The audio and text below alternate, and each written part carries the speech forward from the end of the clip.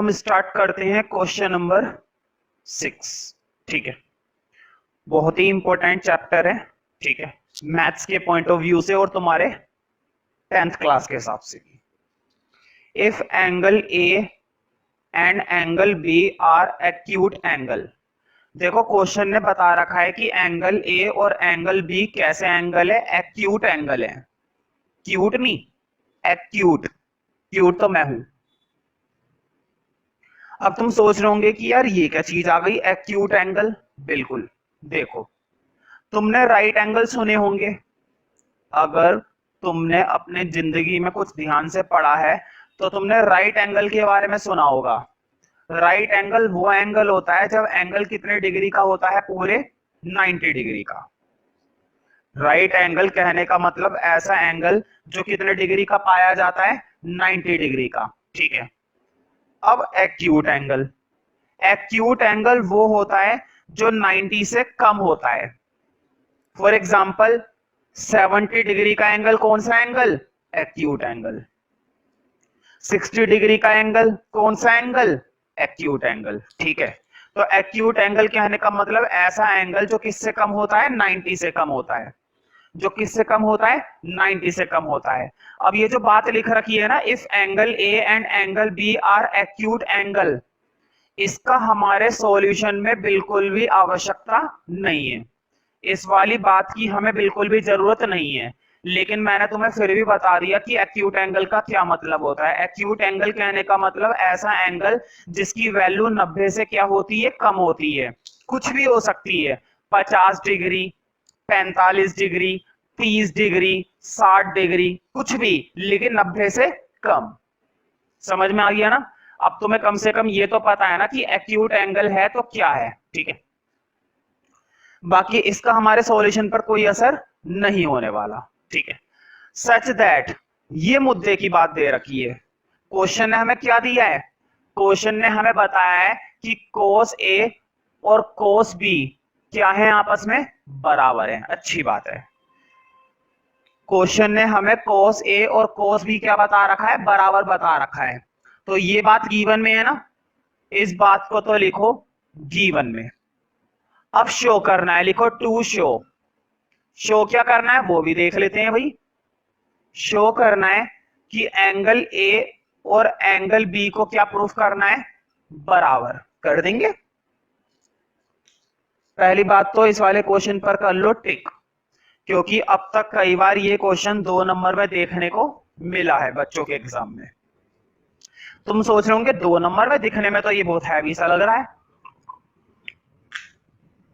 लेकिन मैं एक बात बताता हूं, ये दिखने में हैवी सा लग रहा है। चुटकियों का क्वेश्चन है, चुटकियों का। चुटकी समझते हो भाई, बसती नहीं है मेरे से, नहीं तो मैं तुम्हें बता देता कि चुटकी कैसे बसती है। चलो खैर छोड़ो, चुटकी उटकी का तो बेकार काम है। ठीक है, स्टार्ट करते हैं। देखो इस क्वेश्चन को स्टार्ट करने से पहले, इस क्वेश्चन को स्टार्ट करने से पहले मैं साइड में फिगर बना रहा हूं, तुम लोगों को भी बनाने है। फिगर की क्वेश्चन समझ में नहीं आएगा, वही अपना इस चैप्टर में ले दे के हर बार एक ही फिगर बनती है, ट्रायंगल। ठीक है, और बनता ही क्या है, ए बी सी। बी पर कितना डिग्री बना लिया, 90 डिग्री। क्योंकि क्वेश्चन ने तो हमें बताया नहीं। वो बी पर 90 मत बनाना, अभी मैं बता देता हूं बी पर 90 क्यों नहीं बनाना। सी पर बना लो, सी पर। बी को इधर ले लो, बता दूंगा मैं, क्यों टेंशन ले रहे हो। बी पर मैंने 90 क्यों नहीं बनाया, बता दूंगा। मुझे बताओ क्वेश्चन ने ए और बी कैसे एंगल बताए थे, एक्यूट एंगल बताए थे ना। ए और बी कैसे एंगल बता रखे थे क्वेश्चन ने, एक्यूट एंगल। और एक्यूट एंगल का मतलब अभी मैंने बताया था 90 से कम। तो क्या तुम बी को यहां पर ले पाओगे। अगर तुमने यहां पर बी ले लिया ना, तो बी लेने का मतलब है कि बी कितने डिग्री का हो गया, 90 डिग्री का। तुम्हें मालूम है ना, इस कोने पर आने वाला एंगल कौन सा एंगल होता है, 90 डिग्री का। जबकि क्वेश्चन ने हमें ये बोला है कि ए और बी कैसा एंगल है, एक्यूट एंगल है, मतलब 90 से कम है। तो तुम बी को यहां पर नहीं ले सकते। ना तो तुम यहां पर ए को ले सकते हो, ना ही तुम यहां पर बी को ले सकते हो। इसीलिए बस, और कोई बात नहीं है। तो ए और बी को तो ले नहीं सकते, तो बचा क्या, सी। तो तुमने सी को ले लिया इस वजह से। अब स्टार्ट करते हैं भाई। देखो जो अब शुरू करते हैं, शो करना। देखो 2 मिनट का खेल है। क्वेश्चन ने हमें जो चीज दी है वहीं से शुरुआत करो। लिखो cos A equal to cos B। बताओ, बराबर बता रखा था ना। क्वेश्चन ने हमें cos A और cos B क्या बता रखा था, बराबर बता रखा था। मैंने लिख लिया। अब देखो वही अपने पंडित जी के बिना तो गुजारा ही नहीं है भाई। एक औरत का आदमी के बिना गुजारा नहीं है और ट्रिग्नोमेट्री का बिना पंडित जी के गुजारा नहीं है। पंडित बद्री प्रसाद हर हर भोले, सोना चांदी तोले। ठीक है, ये चीज। पंडित बद्री प्रसाद हर हर भोले, सोना चांदी तोले। ठीक है, अब मैं तुमसे बस 2 ही बातें पूछूंगा। बोर्ड पे देखो, यहां पर कोस का फॉर्मूला बताओ। देखो इधर कोस का फॉर्मूला होता है बी अपॉन में एच। तुम कहोगे ठीक है सर, लगा दिया बी अपॉन में एच। अब मैं इधर पूछूंगा, बोर्ड पे देखो, मैंने तुमसे cos A का फॉर्मूला पूछा, तुमने देखकर बता दिया बी अपॉन में एच। मैंने कहा बिल्कुल सही। अब मैं तुमसे इधर से फिर से cos का फॉर्मूला पूछ रहा हूं, तुम फिर से मुझे वही बताओगे बी अपॉन में एच। मैं फिर से बोलूंगा सही। तुम कहोगे फिर फर्क ही क्या हुआ, cos A में और cos B में फर्क ही क्या हुआ। बिल्कुल फर्क हुआ। देखो क्या फर्क हुआ, फर्क देखो तुम। देखो इधर इस कोस का क्या एंगल है, एंगल ए। और इस वाले कोस का कौन सा एंगल है, एंगल बी।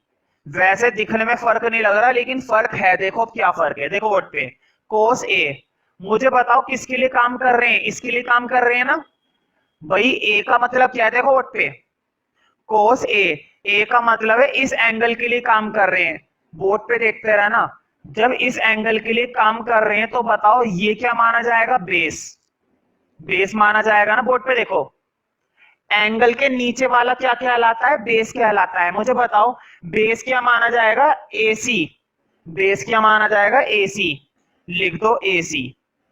ठीक है, अब अपोन में एच। बोर्ड पे देखना, बताओ इस वाले एंगल के लिए काम कर रहे थे तो नीचे वाली लाइन, एंगल के नीचे वाली लाइन क्या मानी जाती है, बेस मानी जाती है। तो बेस क्या माना गया, एसी। अब मुझे बताओ हाइपोटेन्यूज, क्या कभी हाइपोटेन्यूज बदलता है।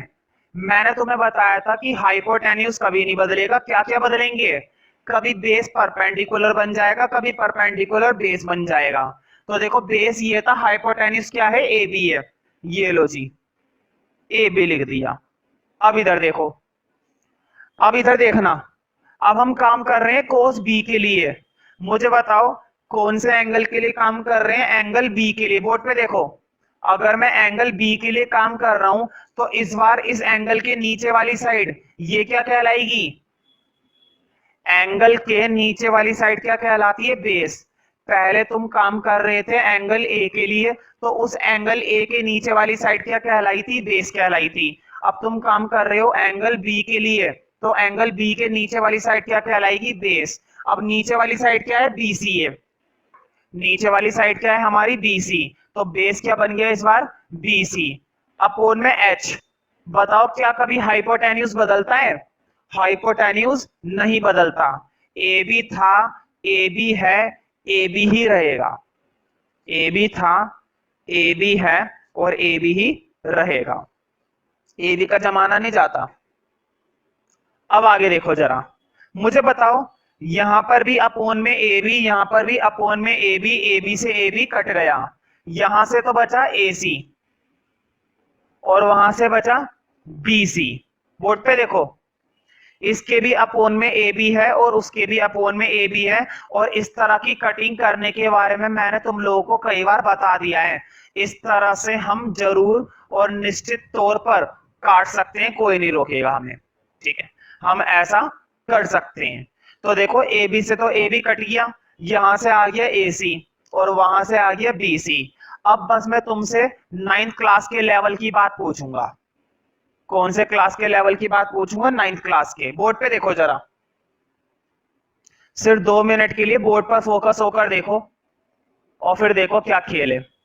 मुझे बताओ एसी और बीसी को मैंने क्या कर दिया, बराबर। बोर्ड पे देखो, एसी वाली साइड और बीसी वाली साइड को मैंने क्या कर दिया, बराबर कर दिया। तुम्हें याद होगा जब किसी ट्रायंगल में दो साइडें बराबर होती है तो उन साइडों के सामने वाले एंगल भी क्या होते हैं, बराबर होते हैं। देखो AC के सामने एंगल B और BC के सामने एंगल A। मुझे बताओ ये दोनों एंगल भी बराबर होंगे ना। ये प्रॉपर्टी शायद तुमने 9th क्लास में अगर ध्यान से पढ़ा होगा तो सुनी होगी, और अगर किसी बच्चे ने नहीं भी सुनी है तो ये तो और भी अच्छी बात है, मैं बताता हूं, ध्यान से सुनो। जब भी किसी भी ट्रायंगल के अंदर दो साइडें इक्वल होती हैं तो उस साइड के सामने वाला एंगल और दूसरी साइड का सामने वाला एंगल, वो एंगल भी आपस में क्या माने जाते हैं, बराबर। माने नहीं जाते हैं, बराबर होते हैं। तो लिख दो भाई, AC के सामने कौन सा एंगल आ रहा है, एंगल B, और BC के सामने आ रहा है एंगल A। ये दोनों एंगल बराबर हो गए, लेकिन रीजन देना पड़ेगा। क्या रीजन देना पड़ेगा, बताओ। इक्वल साइड के सामने वाले एंगल है ना, इक्वल साइड के सामने वाले एंगल हैं, तो यही बात लिखनी है। लिखो opposite angles of equal sides, equal sides के सामने वाले एंगल। और अब तुम देख सकते हो यही चीज हमें क्या करनी थी, शो करनी थी, तो हमने ये चीज शो कर दी। ठीक है, हमें बोला गया था कि एंगल A और एंगल B को क्या प्रूफ करके दिखाओ, बराबर। हमने एंगल A और एंगल B को बराबर प्रूफ कर दिया। तो अब तक कई बार ये क्वेश्चन 2 नंबर में या 3 नंबर में आ चुका है, लेकिन कभी भी 4 नंबर में नहीं आता, क्योंकि इतना लेंथी है भी नहीं, है ना। इतना लेंथी थोड़ी ना है तो 4 नंबर में आएगा।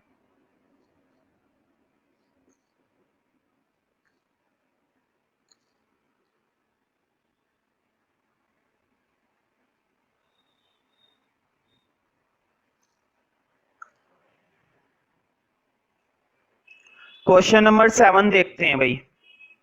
क्वेश्चन नंबर 7 है कॉट थीटा। तुम्हें मालूम है, मैंने ये बात बता दी थी, इसको क्या बोलते हैं, थीटा बोलते हैं। थीटा, है ना, चीटा मत बोलना, theta. Cot theta equal to 7/8 और इवेल्युएट करना है। देखो इवेल्युएट तो हम कर लेंगे, लेकिन इवेल्युएट करने से पहले मैं तुम्हें एक बात बताता हूं। ये जो दिया गया है ना, दो पार्ट इवेल्युएट करने। इवेल्युएट का मतलब होता है कैलकुलेट करना, कर लेंगे। फर्स्ट पार्ट भी करके दिखाऊंगा, सेकंड भी करके दिखाऊंगा, मत घबराओ, ठीक है, दोनों करवाऊंगा। लेकिन उससे पहले मुझे बताओ, देखो क्वेश्चन ने हमें क्या दे रखा है, कोट थीटा। मैंने तुम्हें बताया था क्वेश्चन हमें एक रेशियो देता है और बाकी की हम 5 खुद अपने दम पर निकाल सकते हैं। बताओ निकाल सकते हैं, नहीं निकाल सकते हैं, बिल्कुल निकाल सकते हैं। लेकिन टेंशन मत लो, इस वाले क्वेश्चन के अंदर हमें पांचों नहीं निकालनी है। इस वाले क्वेश्चन के अंदर हम बस वही निकालेंगे जिसकी हमें क्या है, जरूरत है। मुझे बताओ फर्स्ट पार्ट में तुम्हें क्या क्या दिखाई दे रहा है। फर्स्ट पार्ट में तुम्हें एक तो दिखाई दे रही होगी साइन थीटा वाली रेशियो। जरा अपने, चलो मैं लिख देता हूं। देखो फर्स्ट पार्ट में जो कैलकुलेट करना है हमें वो ये है, 1 plus sine theta bracket 1 minus sine theta, और अपोन में है 1 प्लस कोस थीटा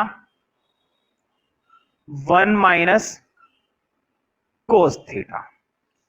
मुझे बताओ जो क्वेश्चन ने बोला है फर्स्ट पार्ट में तुम्हें कौन कौन सी रेशियो की जरूरत है। देखो एक तो साइन की जरूरत है जो कि ऊपर चाहिए, और एक कोस की जरूरत है जो कि नीचे चाहिए। तुम बताओ मेरे क्या खुजली है जो मैं पांचों रेशियो निकालूंगा, या फिर सिर्फ यही दो निकालूंगा, सिर्फ यही दो निकालूंगा। करते हैं काम पहले, है ना। पहला काम है कि वो दो रेशियो निकालना, ठीक है, निकाल देते हैं। और तुम्हें मालूम है रेशियो के लिए जरूरत पड़ती है अपने पंडित जी की, बिना पंडित जी के तो आजकल गुजारा नहीं है। तो देखो पंडित भद्री प्रसाद हर हर भोले, सोना चांदी तोले।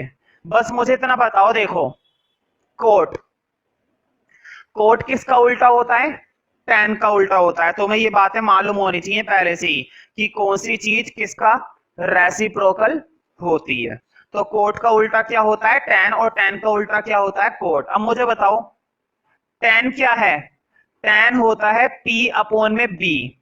भाई टैन क्या होता है, P अपॉन में B, लेकिन क्वेश्चन ने हमें tan नहीं दिया, क्वेश्चन ने हमें क्या दे रखा है, क्वेश्चन ने हमें दे रखा है कोट। तो बताओ अगर tan होता है P अपॉन में B, अगर tan होता है P अपॉन में B, तो कोट क्या हो जाएगा, B अपॉन में P। इसका मतलब ये हुआ कि ये ऊपर वाला क्या माना जाएगा, B मतलब कि बेस, और नीचे वाला क्या माना जाएगा, P मतलब कि परपेंडिकुलर। अब तुम्हें मालूम है क्या करना है, पहला काम है हाइपोटेन्यूज निकालना, क्योंकि तुम्हें मालूम है बिना बिना तीनों साइडों के तुम कुछ नहीं कर पाओगे, तो तुम्हें तीसरी साइड तो निकालनी पड़ेगी। मतलब तुम्हें क्या कैलकुलेट करना पड़ेगा, हाइपोटेन्यूज। करते हैं कैलकुलेशन। थ्योरम तुम लोगों को मालूम है, h का स्क्वायर बराबर होता है परपेंडिकुलर का स्क्वायर प्लस बेस का स्क्वायर। भाई यही होता है ना, और क्या होता है, यही तो होता है। तो डाल देते हैं वैल्यू भाई। देखो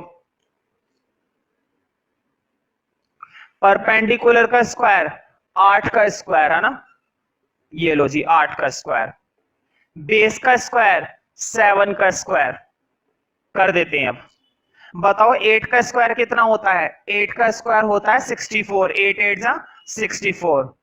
7 का स्क्वायर, 7 का स्क्वायर होता है 49, 7 7 जा 49। ठीक है, हाँ जल्दी से बताओ ऐड करके कितना आएगा। देखो दोनों को ऐड करके आएगा 113, 113 आई थिंक। तुम भी एक बार ऐड कर, तुम भी मेरे साथ सॉल्यूशन कर लिया करो। देखो वीडियो में कई बार क्या होता है, क्योंकि वीडियो में बेशक मेरे सामने सॉल्यूशन होता है, लेकिन फिर भी मेरा ध्यान नहीं रहता सॉल्यूशन की तरफ, तो गलती हो जाती है। ठीक है, तो वीडियो का मतलब ये नहीं कि सिर्फ देख के उतारते चले जा रहे हो, छोटी मोटी चीजों का थोड़ा ध्यान भी रखे करो, क्योंकि बाई चांस अगर मुझसे कोई गलती हो जाती है तो मुझे वो बाद में ही पता चलता है फिर, इसलिए थोड़ा सा केयरफुल होकर। हाँ 113 आएगा। मुझे बताओ जब 113 आएगा तो ये जो स्क्वायर बोर्ड पे देखो, ये वाला जो स्क्वायर है, ये स्क्वायर इधर आकर क्या बन जाएगा, तुम लोगों को मालूम है जब भी हम स्क्वायर को इधर भेजते हैं तो वो स्क्वायर इधर आके क्या बन जाता है, स्क्वायर रूट। मतलब हाइपोटेन्यूज कितना निकल आया, रूट 113। हाइपोटेन्यूज की क्या वैल्यू निकल आई, रूट 113।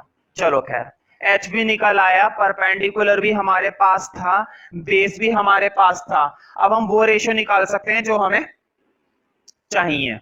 बताओ क्या क्या चाहिए, हमें चाहिए साइन और हमें चाहिए कोस।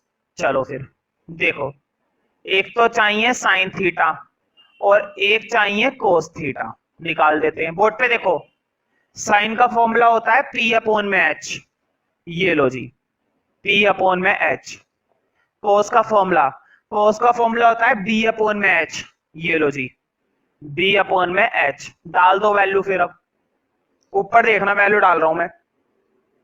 देखो मैंने रब कर दिया, मुझे परपेंडिकुलर मालूम नहीं है कि परपेंडिकुलर कितना था, लेकिन शायद परपेंडिकुलर 8 था, है ना। तो देखो 8। हाँ हाइपोटेन्यूज मालूम है, क्योंकि ये रहा देखो बोर्ड पे, देखो हाइपोटेन्यूज ये लिखा हुआ नीचे रूट 113।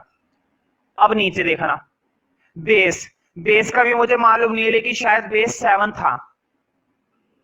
और एच का मुझे मालूम है, ये रहा एच रूट 113। ठीक है, रूट 113। अब एक काम करते हैं, अब हमारे पास साइन भी है और अब हमारे पास कोस भी है। तो जो साइन और कोस की वैल्यू तुमने निकाली है ना, वो साइन और कोस की वैल्यू मैं इसके अंदर डालूंगा, ये जो फर्स्ट पार्ट है ना। हाँ देखो मैं तो दोबारा से नहीं लिख रहा, क्योंकि मैंने पहले से लिख रखा था। तुम्हें क्या करना है, बोर्ड पे देखो, तुमने यहां तक नोट कर लिया होगा। इसके बाद है ना नाउ लिखो, और नाउ के बाद ये कॉपी करो जो मैंने लिख रखा है। मैंने तो पहले से ही कॉपी कर रखा है, तुम लोग दोबारा करना नाउ के बाद। तो देखो नाउ के बाद यहां से इंप्लाइज दैट का साइन लगाकर अब सॉल्व करेंगे। बोर्ड पे देखते जाना 2 मिनट के लिए, बस 2 मिनट के लिए फोकस होकर देखो। अगर एक बार में समझ में आ गया तो अच्छी बात है, वरना मैं तुम्हें दूसरी बार में समझाऊंगा। देखो 1 प्लस, बताओ साइन थीटा, ये रहा साइन थीटा है ना, 8 अपॉन में रूट 113 ब्रैकेट बंद। अब इधर देखो, फिर देखो इधर 1 माइनस, फिर से क्या आएगा साइन थीटा की वैल्यू, साइन थीटा की वैल्यू फिर से वही है 8 अपॉन में रूट 113। बहुत ही बढ़िया। अब अपॉन में देखो, ऊपर का तो समझ में आ गया ना, देखो कुछ भी नहीं करा, कुछ भी नहीं करा, मैंने यहां पर भी साइन थीटा की वैल्यू डाल दी और मैंने यहां पर भी साइन थीटा की वैल्यू डाल दी, बस और कुछ भी नहीं करा इससे ज्यादा। अगर इतना भी समझ में नहीं आता है तो फिर कुछ नहीं हो सकता। अब इधर देखो 1 माइनस, सॉरी 1 प्लस, अब कोस थीटा की वैल्यू डालूंगा, देखो इधर कोस थीटा की वैल्यू है 7 अपॉन में रूट 113। अब इधर देखो, इधर भी कोस थीटा की वैल्यू डालूंगा 1 माइनस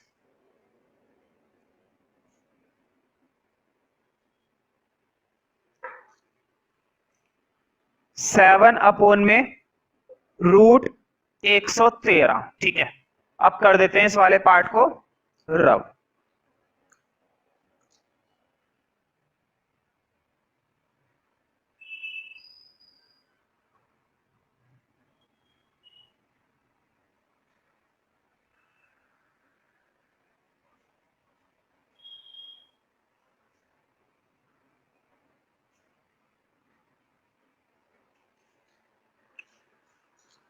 अब सबसे बड़ी बात और सबसे ज्यादा काम की बात सुनो। देखो बहुत ही सिंपल से स्टेप है, तुम सोच रहे होंगे यार ये इतना हैवी आ गया अब कैसे करें, कुछ भी हैवी नहीं है। देखो बस मुझे इतना बताओ, देखो इधर बोर्ड पे इस 1 के नीचे 1 लगाएंगे, फिर मैं एलसीएम लूंगा, इस 1 के नीचे भी 1 लगा लेना, फिर एलसीएम लेंगे, यहां पर भी 1 और यहां पर भी 1। बोर्ड पे देखो जरा, 1 का और रूट 113 का एलसीएम लूंगा, तुम्हें मालूम है 1 के साथ किसी का भी एलसीएम लो वही आता है। तो नीचे बोर्ड पे देखना 1 का रूट 113 के साथ एलसीएम ले रहा हूं, रूट 113 ही आएगा। देखो मैं थोड़ा नीचे से लिख रहा हूं, वीडियो में दिखाई नहीं देगा वरना। देखो नीचे एलसीएम आ गया रूट 113। अब देखो बोर्ड पे देखते जाओ बस 2 मिनट के लिए। देखो अगर तुमने इतना हिस्सा समझ लिया ना, इतना हिस्सा देखो, सिर्फ इतना हिस्सा, ये वही काम यहाँ पर यहाँ पर यहाँ पर और यहाँ पर चारों में वही काम करना है, केवल यहाँ पर समझ लो। देखो 1 के साथ रूट 113 का एलसीएम लिया, रूट 113 आ गया ना। अब क्रॉस कर दो बोर्ड पे, देखो 1 की रूट 113 से रूट 113 प्लस, अब देखो 1 की 8 से, 1 की 8 से करोगे 8 आएगा। देखो बिल्कुल वही काम इधर करना है, 1 के साथ रूट 113 का एलसीएम लो, रूट 113। ठीक है, अब क्रॉस कर दो, देखो 1 की रूट 113 से रूट 113 माइनस और 1 की 8 से 8 आ गया। बिल्कुल यही काम नीचे करना है। देखो बिल्कुल सेम काम चल रहा है, अगर टेक्निकली देखा जाए जरा सा भी इस काम में परिवर्तन नहीं है। जो एक के अंदर करा है वही काम तुम्हें चारों के अंदर करना है, चारों के अंदर। देखो फिर से 1 के साथ रूट 113 का एलसीएम रूट 113, फिर से देखो क्रॉस कर दो 1 की रूट 113 से रूट 113 मल्टीप्लाई है ना, प्लस और 7 की 1 से 7, उधर भी वही काम करना है। बताओ कितना बढ़िया क्वेश्चन है। एक चीज की प्रैक्टिस 4-4 बार हो रही है, 4-4 बार, ये तो हद ही हो गई प्रैक्टिस करने की। कौन कहता है मुश्किल है कि नहीं? कुछ मुश्किल नहीं है। आज के समय में तो भगवान भी आकर ट्रिग्नोमेट्री सॉल्व कर देते हैं। 1 को रूट 113 से मल्टीप्लाई, 1 113, देखो 1 की इधर रूट, अब तो बोल बोल के भी थक गया हूं, माइनस 1 की 7 से 7। ठीक है, बहुत ही बढ़िया क्वेश्चन है भाई, मुझे नहीं लगता इससे ज्यादा आसान दुनिया में कुछ होगा, मुझे तो बिल्कुल नहीं लगता, है कि नहीं? देखो अब इस क्वेश्चन को हमने एक बड़े स्टेप के साथ प्रॉपर तरीके से सॉल्व करा और किसी ने हमको रोका तक नहीं, है ना? कौन है रोकने वाला? कोई नहीं रोक सकता, है ना? हम तो करके रहेंगे भाई, हमें कोई मतलब नहीं है कोई आए कोई जाए, हम अपने क्वेश्चन में लगे रहते हैं रात और दिन। रात और दिन तो खैर नहीं, दिन में लगते हैं बस। देखो अब आगे अगला स्टेप कर रहा हूं, देखो नीचे स्पेस कम है इसलिए मैं इधर कर रहा हूं साइड में, है ना। देखो अब जरा मुझे बताओ, दो ब्रैकेट के बीच में हमेशा क्या होती है, मल्टीप्लाई होती है। फिर से देखो नीचे, दो ब्रैकेट के बीच में हमेशा क्या होती है, मल्टीप्लाई। अब मैं तुम्हें एक बात बता रहा हूं, पता नहीं तुम्हें मालूम होगी या नहीं होगी, वैसे वो बात 8वीं क्लास के लेवल की बातें हैं, मुझे नहीं लगता कि तुम्हें मालूम होगी, क्योंकि तुम सबके सब एक नंबर के पढ़ने वाले बच्चे हो, और पढ़ने वाले बच्चे ऐसी छोटी छोटी बातों को याद नहीं रखते हैं, है ना। कितनी कमाल की तारीफ करी है मैंने, लग ही नहीं रहा होगा तारीफ करी है बेइज्जती करी है। चलो खैर, देखो जब भी रूट वाली टर्म को उसी टर्म से मल्टीप्लाई करते हैं, फॉर एग्जाम्पल √5 की √5 से, मतलब कि रूट वाली टर्म की सेम से मल्टीप्लाई करते हैं, तो वो रूट हट जाता है, वो रूट हट जाता है। अब देखो √5 की √5 से करी, रूट ही हट गया, सिर्फ क्या बच गया, 5 बच गया। ये बात याद रहेगी ना। अब इधर देखो, तुम सोच रहे होंगे ये बात मैंने अभी क्यों बताई, बिल्कुल देखो इधर, √113 की √113 से कर रहा हूं, बताओ रूट हट जाएगा ना। देखो इधर √113 की मल्टीप्लाई √113 के साथ कर रहा हूं, तो रूट हट गया, सिर्फ क्या बचा, बताओ सिर्फ क्या बचा, 113। अब अपोन ऊपर देखो, देखो इधर √113 की भाई √113 से करी, रूट हट गया, क्या बचा, 113। ऐसा तब होता है जब रूट के अंदर की डिजिट सेम होती है। बताओ इसमें भी क्या था, √113, और उधर भी क्या था, √113, इसलिए हट गया। अब ऊपर देखो, ऊपर अभी मल्टीप्लाई मत करना, ऊपर से लिखना, देखो √113 + 8, सिर्फ लिखो, मल्टीप्लाई मत करना। अब इधर से देखो √113 - 8, मुझे बताओ मैंने सिर्फ लिखा है या मल्टीप्लाई कर डाली, मैंने सिर्फ लिखा है।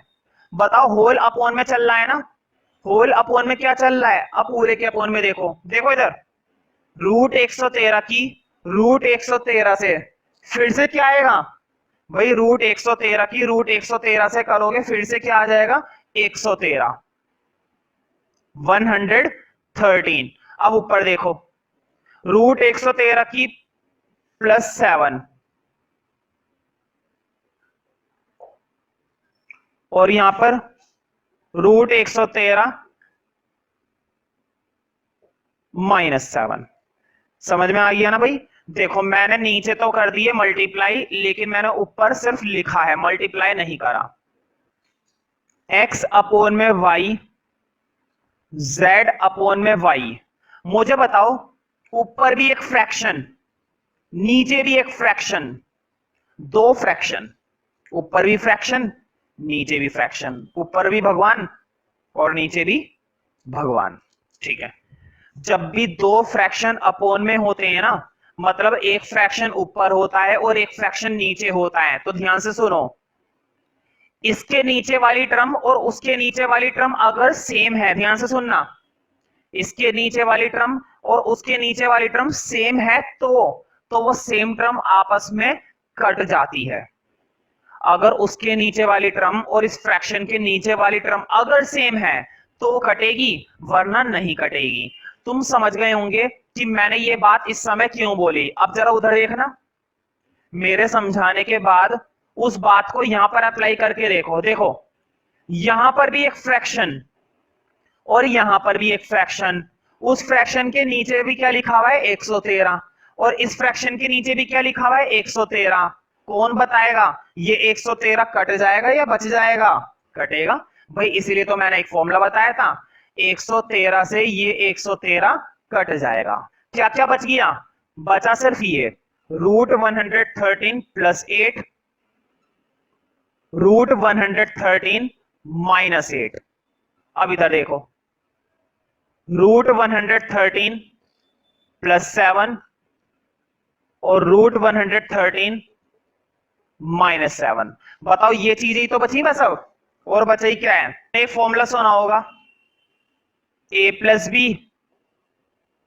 a - b, याद है ना, क्या होता है, एक बार a² और एक बार b², मतलब कि a² - b²। ये होता है अपना बच्चों वाला बिल्कुल बेसिक फॉर्मूला, जो कुछ बच्चे छठी क्लास में पढ़कर उसे वही की वही उसको क्या कर लेते हैं, याद कर लेते हैं। लेकिन कुछ नालायक बच्चे होते हैं जो नहीं पढ़ते ध्यान से, उनको मुझे बताना पड़ता है। ठीक है, देखो एक बार प्लस में एक बार माइनस में तो क्या फॉर्मूला बनता है, ए स्क्वायर माइनस बी स्क्वायर। तुम सोच रहे होंगे मैंने इधर क्यों बोली ये बात, अब इधर देखो।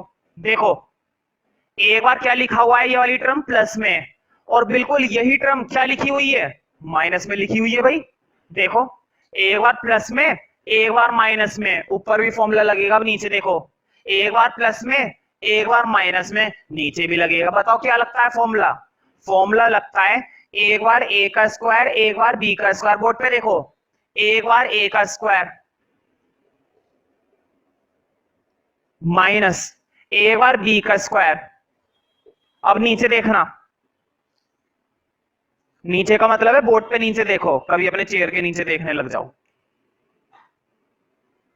एक बार ए का स्क्वायर माइनस एक बार बी का स्क्वायर। समझ में आई है ना। देखो अब मैं तुम्हें एक बात बताता हूं, देखो जब भी रूट का स्क्वायर करोगे जीवन में अपने, ध्यान रखना ये बात मरते दम तक, मर रहे होंगे ना तब भी बताना ये बात जाते जाते। जब भी रूट का स्क्वायर करते हैं तो रूट से वो स्क्वायर कट जाता है, सिर्फ क्या बच जाता है, 113। समझ में आई बात। 8 का स्क्वायर बता दो, 8 का स्क्वायर होता है 64, दैट इज 64। अब नीचे देखो, फिर से देखो, रूट का जब भी स्क्वायर करेंगे तो वो रूट से स्क्वायर कट जाता है, सिर्फ क्या बचेगा, 113। अब इधर बताओ 7 का स्क्वायर कितना होता है, 49। हाँ माइनस करो भाई, 113 में से 64 जाएंगे तो ऊपर बचेंगे 49, मतलब कि 49, और नीचे 113 में से 49 जाएंगे तो यहां पर बचेंगे 64।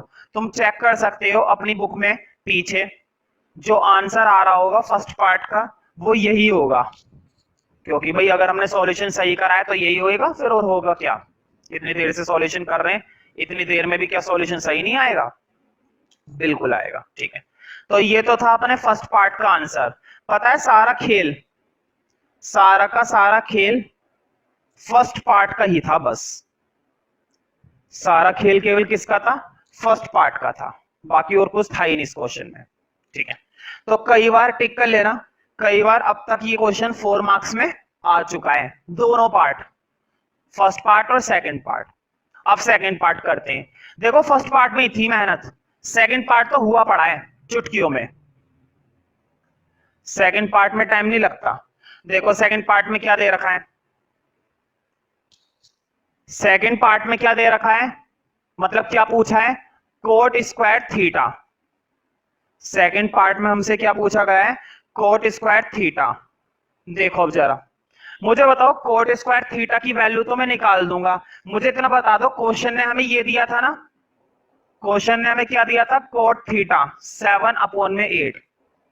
क्वेश्चन ने हमें क्या दे रखा था, कोट थीटा दे रखा था 7/8। लेकिन सेकंड पार्ट में क्वेश्चन ने हमसे क्या पूछा है, सेकंड पार्ट में पूछा है कोट स्क्वायर थीटा। देखो इधर मुझे बताओ, दिया है कोट, पूछा है कोट का स्क्वायर, दिया क्या है कोट और पूछा है उसका स्क्वायर, स्क्वायर पूछा है ना, कर दो स्क्वायर, लिखो 7/8 का कर दो स्क्वायर। बताओ 7 का स्क्वायर कितना होता है, 49, 8 का स्क्वायर कितना होता है, 64। मैच कर लेना, आंसर हो गया काम। देखो जरा बोर्ड पे, अगर वो स्क्वायर बोलेगा तो स्क्वायर कर देंगे, अगर वो क्यूब लगाता तो क्यूब कर देते, अगर वो पावर 4 लगाता तो पावर 4 कर देते।